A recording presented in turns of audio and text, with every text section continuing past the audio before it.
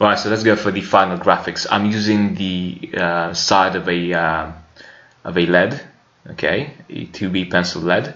This is very useful for adding a background, and it has a different texture to it. So it looks like it's literally a different coat of drawing, you could say. Okay, let's ignore that sketch of a person because it isn't very accurate, right? And yeah, let's start adding the texture. So this background is very useful.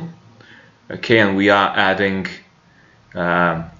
okay, horizontal divisions and quickly sketching a natural stone texture. Okay, that line drawing is going to create some clarity, that eraser, sorry. So with you can erase edges like that to create a bit more of a natural look. Okay, this is a different background than the one we used earlier. Okay, it's got a simple grey tone, and then it's kind of it's got those white edges.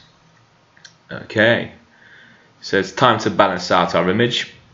You can see the final image has got a lot of, you know, light grey, dark, light grey again, white. So it's got a lot of that, a lot of like fluency. It's not like we started hatching everything together. I hope you believe me by now that the line drawing is the most important part of your drawing. Okay, don't fall in the trap that, you know, just want to finish the line drawing as quickly as possible so you can start hatching. No, don't do that. Okay, so I've added again some gradients there, and we need to start thickening everything so it looks presentable. Right, detailing on the natural stone wall. So just simple stone, just simple pieces of stone. I'm not going to detail them too much. They read out as being like an organic shape because they're hand sketched, you know, larger pieces of stone overlapping with smaller pieces, and that's how you get a rhythm. Okay, very interesting. Okay, very good. This type of effect is very good because it looks spontaneous and it stands out.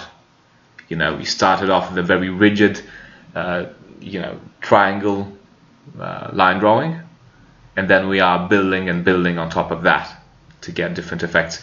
By the way, you can draw the stone structure all the way through, but I recommend you just draw essential parts like I am right now.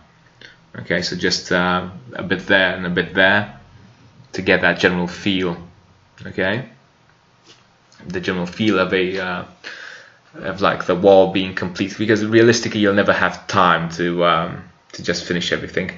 Okay, so yeah, it turns out that you can see that part there as well. Okay, through the perspective from our angle, and that's really good news because we can add more and more stuff. Okay, and our image is starting to look a lot more spontaneous. Okay, and obviously we are adding a gradient. This gradient can be suggested with detailing as well. And this is our foreground. Again, we are adding a couple of elements, some branches there in the foreground. Okay, this is one type of entourage. You could go for multiple types, but again, we are sticking to one thing at the moment. We're not too concerned about, you know, throwing in the best entourage out there or whatever. We just want our image to read like it's made out of the image is made out of all these three elements, and they all work together. Okay, they're all in composition. Okay, you see that cast shadow below the cantilevered volume. You see it's pitch dark. You want that. You want that sort of gradient. Okay, good. So just a bit more gradients and a bit more clarity, and that's kind of it for this assignment. Okay, so you see that the final image is composed out of multiple images. Okay, good. This is really starting to look proper. Adding a bit of detailing in the foreground, and that's kind of it. Okay, so let's start. And you need to create something of similar quality now. Okay, let's go.